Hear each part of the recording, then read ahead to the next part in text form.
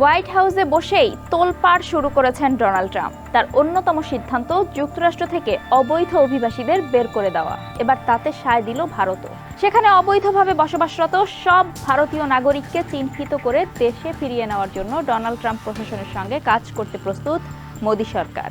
আর তাছাড়া নতুন মার্কিন প্রেসিডেন্টের সঙ্গে আগে থেকেই সহযোগিতার ইঙ্গিত দিয়ে আসছে নয়াদিল্লি, যা বাণিজ্য যুদ্ধ এড়ানোর প্রচেষ্টা বলেই মনে করা হচ্ছে।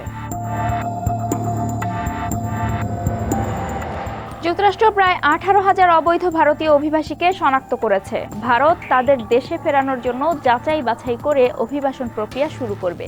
তবে এই সংখ্যা আরও বেশি হতে পারে, কারণ যুক্তরাষ্ট্রে কতজন অবৈধ ভারতীয় বসবাস করছেন তা এখনও স্পষ্ট নয়। নাম প্রকাশে অনিচ্ছুক একাধিক সূত্রের বরাত দিয়ে এই প্রতিবেদন দিয়েছে ব্লুমবার্গ। যুক্তরাষ্ট্রে অবৈধ ভারতীয় অভিবাসীদের বড় অংশ পশ্চিম ভারতের, বিশেষ করে পাঞ্জাব ও গুজরাটের যুবক বলে মনে করা হচ্ছে। অন্যান্য অনেক দেশের মতোই ভারতও ট্রাম্প প্রশাসনকে সন্তুষ্ট করতে এবং তার বাণিজ্য হুমকির প্রভাব এড়াতে নীরবে কাজ করছে। অবৈধ অভিবাসন বন্ধ করা ট্রাম্পের নির্বাচনী প্রচারণারই একটি গুরুত্বপূর্ণ প্রতিশ্রুতি ছিল।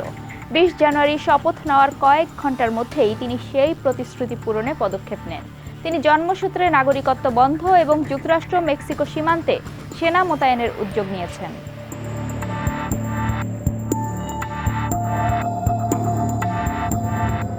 ভারত আশা করছে তাদের সহযোগিতার বিনিময়ে ট্রাম্প প্রশাসন তাদের নাগরিকদের যুক্তরাষ্ট্রে প্রবেশের বৈধ পথ, যেমন শিক্ষার্থী ভিসা এবং দক্ষ কর্মীদের জন্য H-1B ভিসা কর্মসূচি সুরক্ষিত রাখবে। সরকারি তথ্য অনুযায়ী 2023 সালে দেওয়া 3,86,000 H-1B ভিসার প্রায় 3/4 ভারতীয় নাগরিকদের জন্য বরাদ্দ ছিল। তবে যুক্তরাষ্ট্র থেকে অবৈধ অভিবাসীদের ফেরত নেওয়ার প্রক্রিয়া শিথিল হলে তা ভারতের অন্যান্য দেশের সঙ্গে শ্রমিক ও চলাচল সংক্রান্ত চুক্তির উপর নেতিবাচক প্রভাব ফেলতে পারে বলে জানা গেছে। ভারতে কর্মসংস্থানের অভাব থাকায় প্রধানমন্ত্রী নরেন্দ্র মোদীর সরকার সাম্প্রতিক বছরগুলোতে তাইওয়ান, সৌদি আরব, জাপান, ইসরায়েল সহ বিভিন্ন দেশের সঙ্গে অভিবাসন চুক্তি স্বাক্ষর করেছে। ভারতের পররাষ্ট্র মন্ত্রণালয়ের মুখপাত্র রণধীর জয়সওয়াল বলেন, ভারত যুক্তরাষ্ট্র অভিবাসন ও চলাচল সংক্রান্ত সহযোগিতার অংশ হিসেবে উভয় পক্ষ অবৈধ অভিবাসন ঠেকানোর প্রক্রিয়ায় কাজ করছে। এটি ভারত থেকে যুক্তরাষ্ট্রে বৈধ অভিবাসনের জন্য আরও সুযোগ সৃষ্টি করার উদ্দেশ্যে করা হচ্ছে। তিনি আরও বলেন, অক্টোবর মাসে একটি চার্টার্ড ফ্লাইটের মাধ্যমে যুক্তরাষ্ট্র থেকে ভারতীয় নাগরিকদের ফেরত পাঠানোর ঘটনাটি এই সহযোগিতারই ফল।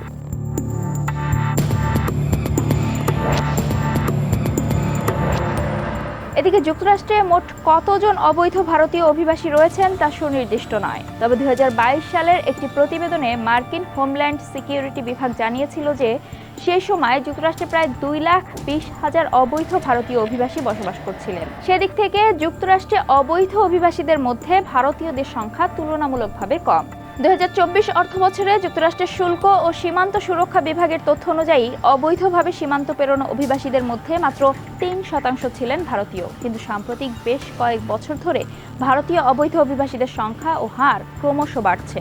বিশেষ করে যুক্তরাষ্ট্রের উত্তর সীমান্তে, যেখানে তুলনামূলক কম যাতায়াত হয়, সেখানকার অবৈধ অনুপ্রবেশকারীদের প্রায় 1/4 ভারতীয়। সেই সঙ্গে ওই প্রবেশ পথে আটক হওয়া অবৈধ অভিবাসীদের মধ্যে ভারতীয়দের সংখ্যাই সর্বোচ্চ। ভারত ইতোমধ্যেই যুক্তরাষ্ট্রের সীমান্ত নিরাপত্তা প্রচেষ্টার প্রতি সহযোগিতামূলক মনোভাব প্রদর্শন করেছে। বাইডেন প্রশাসনের সাথেও একই পথে হেঁটেছিল ভারত। অক্টোবরের বিশেষ ফ্লাইটে 100-রও বেশি ভারতীয় নাগরিককে ফেরত পাঠানোর উদ্যোগ গত 12 মাসে 1,100 ভারতীয়কে অভিবাসনের অংশ। অবৈধ অভিবাসীদের দেশে ফিরিয়ে নেওয়া প্রধানমন্ত্রী মোদীর বিদেশে বিচ্ছিন্নতাবাদী আন্দোলন দমন করার লক্ষ্যকে আরও এগিয়ে নিতে পারে। এর মধ্যে রয়েছে তথাকথিত খালিস্তান আন্দোলন, যা ভারতের মাটিতে পৃথক শিখ রাষ্ট্র প্রতিষ্ঠার দাবি করে। ভারত ইতোমধ্যেই এই আন্দোলনের বিরুদ্ধে কঠোর পদক্ষেপ নিয়েছে এবং দেশটির কর্মকর্তাদের ধারণা, এই আন্দোলনের কিছু সমর্থক যুক্তরাষ্ট্র ও কানাডায় থাকা অবৈধ অভিবাসী।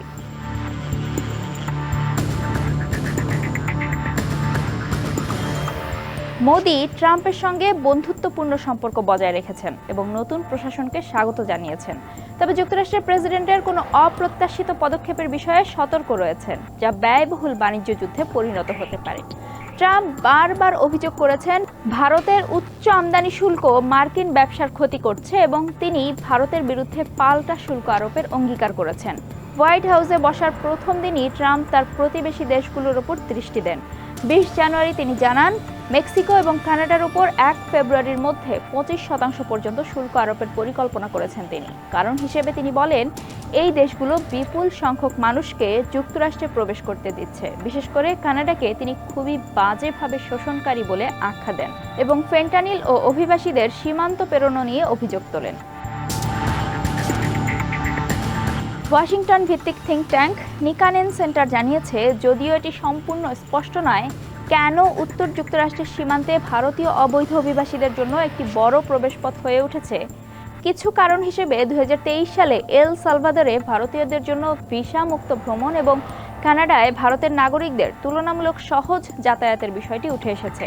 কিংস কলেজ লন্ডনের আন্তর্জাতিক সম্পর্কের অধ্যাপক হার্ষ পান্থ বলেন, ভারতকে এমন ক্ষেত্রে কাজ করতে হবে যেখানে ফলাফল পাওয়া সহজ। তিনি আরও বলেন, বৃহত্তর কাঠামোগত সমস্যার জন্য বাণিজ্য ও শুল্ক সংক্রান্ত বিষয়গুলোতে কাজ করা কঠিন হবে, কারণ দুই দেশই উন্নয়নের ভিন্ন স্তরে রয়েছে। পান্থ বলেন, অবৈধ অভিবাসন এমন একটি ক্ষেত্র যেখানে ভারত ট্রাম্প প্রশাসনকে আশ্বস্ত করতে পারে যে তারা আন্তরিক।